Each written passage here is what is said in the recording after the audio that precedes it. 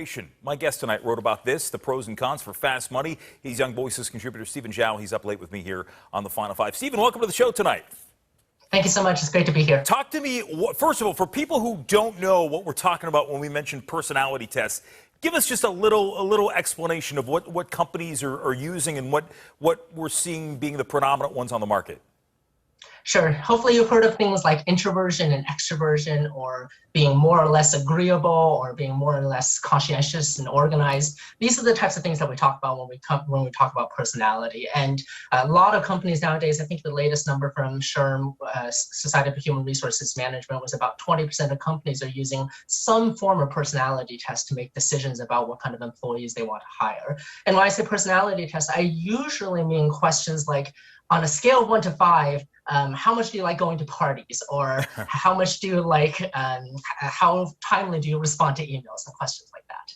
It's interesting because I believe I am an ENFJ. Last time I took the Myers-Briggs test, which is something yes. I kind of did on my own here.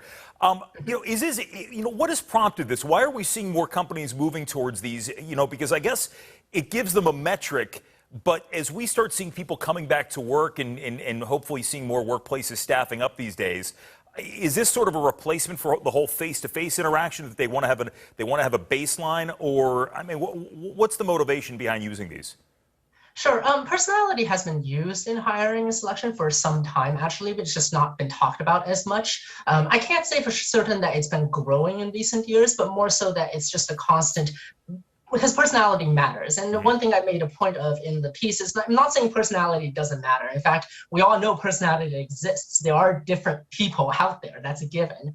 The point I'm trying to make is that the classic measures that we usually use aren't exactly accurate and aren't exactly effective. So this whole idea of going, rank yourself on a scale of 1 to 5. I mean, you mentioned agreeable.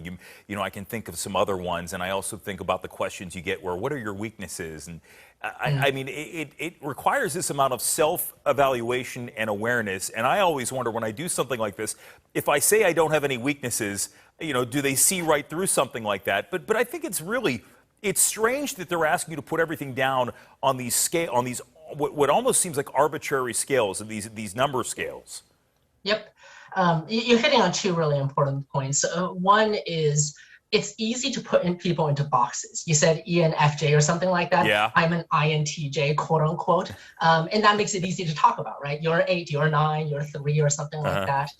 But that's not accurate at the end of the day. And I think we know that instinctively. If I ask you, are you introverted? You'll probably respond with, it depends, right? I might be really introverted in the sense of I like being with a few close friends, but then you put me into a party, I do just fine.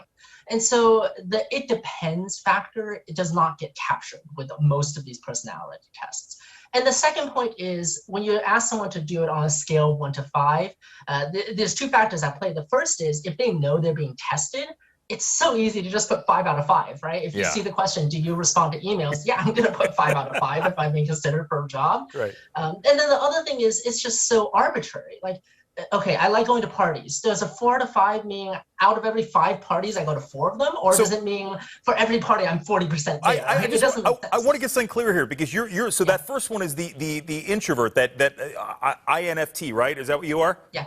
And I'm INTJ, technically. Okay, and me being an extrovert, I don't like parties, which is funny because it just kind of speaks to the idea that when you kind of break something down to this granular level, where you're trying to come up with an identifier, where you're ranking it on different things, you get different results. And I think it just all boils down to the idea that whether it's in a workplace, whether it's in higher education, I mean, I think that there's no substitute for really sitting down and getting to know someone, as opposed to trying to grade them on a certain level. Yeah, at the end of the day, as psychologists, we're trying to explain human behavior.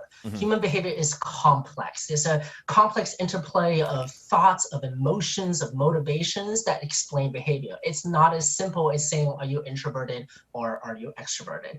And the other big thing that psychologists are only just starting to realize is that personality can change within a person moment by moment, depending on what situation you're in. And we're just now starting to unpack that and be able to measure that and explain that. Stephen, I got to get going on this tonight, but a fascinating topic here. That's Zhou from Young Voices. Good to see you tonight.